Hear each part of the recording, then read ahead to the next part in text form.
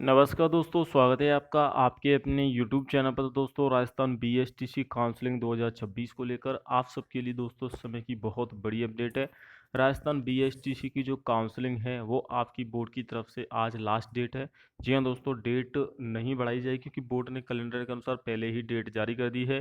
कितने छात्रों ने अभी तक काउंसलिंग कराई है, क्योंकि दोस्तों फर्स्ट अलॉटमेंट लिस्ट आज से ठीक 4 दिन बाद यानी कि आपकी 20 जून को पहली लिस्ट आने वाली है। पहली कॉलेज अलॉटमेंट लिस्ट क्या कट ऑफ रहेगी उसको लेकर बात करेंगे, और साथ में ही दोस्तों कितने नंबर वाले छात्रों को कॉलेज मिल जाएगी। तो दोस्तों सबसे पहले मैं आपको एक नोटिस है वो दिखा देता हूँ। देखिए, ये नोटिस है जो काउंसलिंग का नोटिस है, उसमें आपको डेट दी गई थी। आप 16 तारीख तक यानी कि आज तक 3,000 रुपये देकर ऑनलाइन जो है रजिस्ट्रेशन कराकर काउंसलिंग है वो करा सकते हो। इसमें आपको अध्यापक शिक्षा संस्थान यानी कि ऑनलाइन कॉलेज भी विकल्प भरने होते हैं। तो आज इसकी लास्ट डेट है। सबसे पहले आपको 3,000 रुपये देकर रजिस्ट्रेशन कराना होगा। फिर आप उसमें बीएसटीसी की कॉलेज भरोगे। जो आपकी मनपसंद कॉलेज है वो आप भर सकते हो।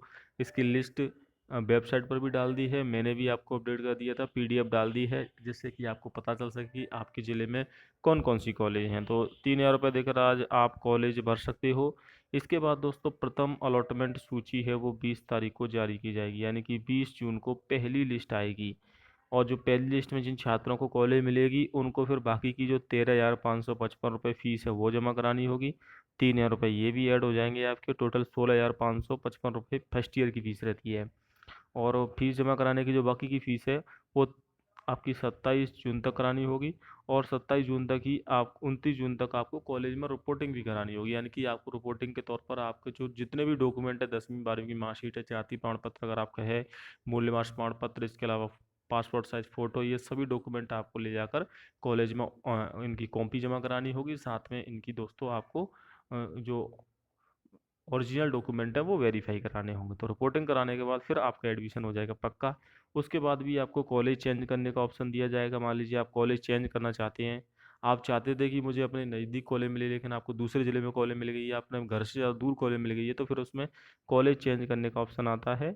और यहाँ पर देख सकते हैं कॉलेज के द्वारा आपके जो डॉक्यूमेंट हैं उनको 29 तारीख तक ही वेरीफाई कर दिया जाएगा, और आपका एडमिशन है, प्रवेश की स्लिप आपको प्राप्त हो जाएगी। यानी कि 29 तारीख को आपकी एडमिशन जो है पक्के हो जाएंगे, और 1 तारीख से क्लास भी स्टार्ट हो जाएगी। लेकिन अपवर्ड मूवमेंट हेतु आवेदन की जो स्थिति की बात करें तो आप 3 जुलाई से 4 जुलाई के बीच में अपवर्ड मूवमेंट करा सकते हो। अपवर्ड मूवमेंट का मतलब है कि आप कॉलेज चेंज कर सकते हो। हालांकि कॉलेज चेंज नहीं होगी या होगी ये आपके नंबरों पर डिपेंड करता है। कभी कभी कॉलेज अपवर्ड मूवमेंट में चेंज नहीं होती है, वही कॉलेज रहती है, कभी कभी चेंज हो जाती है।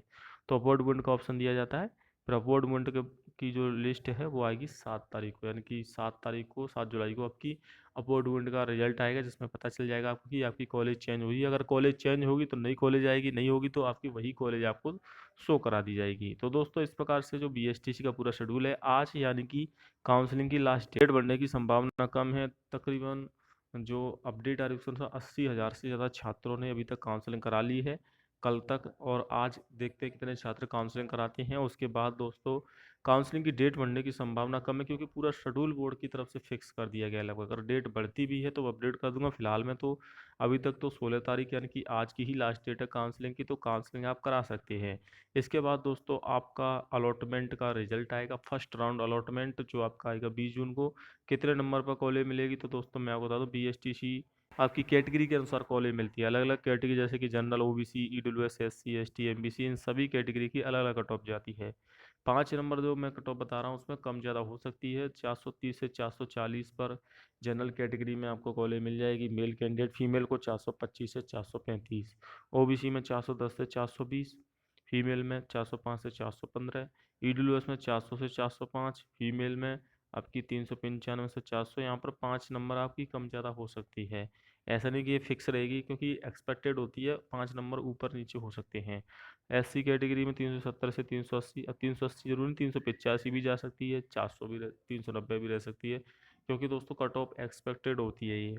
एसटी कैटेगरी में 365 से 375, एमबीसी में 395 से 405। इसके अलावा दोस्तों जो कॉलेज की कट ऑफ है वो आपके नंबरों पर और कैटेगरी पर डिपेंड करने के अलावा आपके कॉलेज कितने भरे हैं उस पर भी डिपेंड करती है।